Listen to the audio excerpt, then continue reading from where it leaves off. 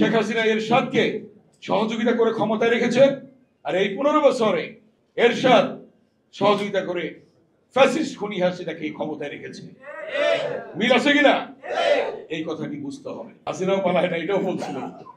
শেখ মুজিবুর রহমান পালায় না, আল্লাহ তাআলার কাছে বিচার আছে। বিচার তো শুরু হয়েছে, তার এবং তার দূষকদের বিচার শুরু হয়েছে, এবং এই বিচার অবিলম্বে কার্যকর করতে হবে।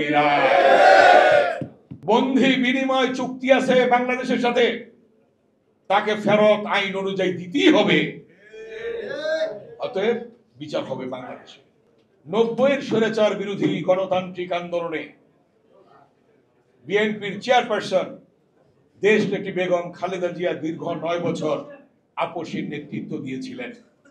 90-এর স্বৈরাচার বিরোধী আন্দোলনে শেখ হাসিনা, ফ্যাসিস্ট খুনি হাসিনা, তিনি সহযোগিতা করেছিলেন। যেমন যখন 3 জুনের রূপরেখা ছিল যে স্বৈরাচার এরশাদের অধীনে কেউ নির্বাচনে যাবে না, চট্টগ্রামের লালদিঘির ময়দান থেকে শেখ হাসিনা বক্তব্য রাখলেন, যারা এরশাদের অধীনে নির্বাচনে যাবে তারা জাতীয় বেঈমান হবে বলছিল। ঠিক 24 ঘন্টা পর উনি চট্টগ্রাম থেকে ঢাকায় এসে রাতের অন্ধকারে লং ড্রাইভে গিয়ে শত শত কোটি টাকার বিনিময়ে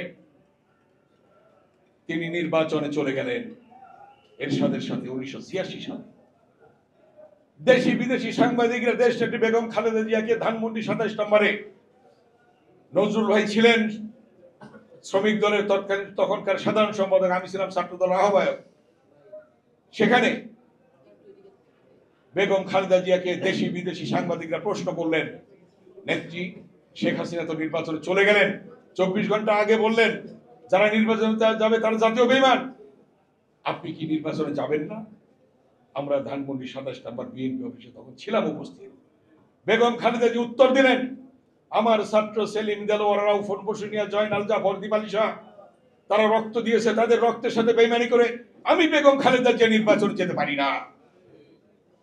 বেগম খালেদা জিয়া সেদিন বাংলাদেশের জনগণের কাছে আপসীর নেত্রী হিসেবে প্রমাণিত হলেন, সেই উপাধি পেলেন আপসীর নেত্রী।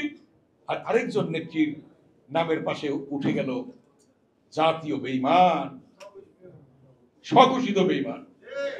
ঠিক কিনা? দেখুন আপনারা তফাৎটা দেখুন। ওই সময় শেখ হাসিনা এরশাদকে সহযোগিতা করে ক্ষমতায় রেখেছে, আর এই 15 বছরে এরশাদ সহযোগিতা করে ফ্যাসিস্ট খুনি হাসিনাকে ক্ষমতায় রেখেছে। মিল আছে কিনা? এই কথাটি বুঝতে হবে। হাসিনাও পালায় না, এটাও বলছিল। শেখ মুজিবুর রহমান পালায় না, আল্লাহ তাআলার কাছে বিচার আছে। বিচার তো শুরু হয়েছে, তার এবং তার দূষকদের বিচার শুরু হয়েছে, এবং এই বিচার অবিলম্বে কার্যকর করতে হবে। অবিলম্বে কার্যকর করার মধ্য দিয়ে বাংলাদেশের মানুষ স্বস্তি পাবে। বিচার রায় কার্যকর করার মধ্য দিয়ে শহীদ পরিবারের স্বস্তি পাবে।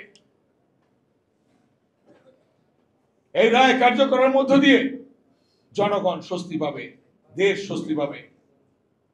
কিন্তু কেউ কেউ আবার অস্বস্তি পাবে। পার্শ্ববর্তী এখনো ফেরত দিচ্ছে না, প্রতিবেশী। বন্ধি বিনিময় চুক্তি আছে বাংলাদেশের সাথে, তাকে ফেরত আইন অনুযায়ী দিতেই হবে। অতএব বিচার হবে বাংলাদেশে।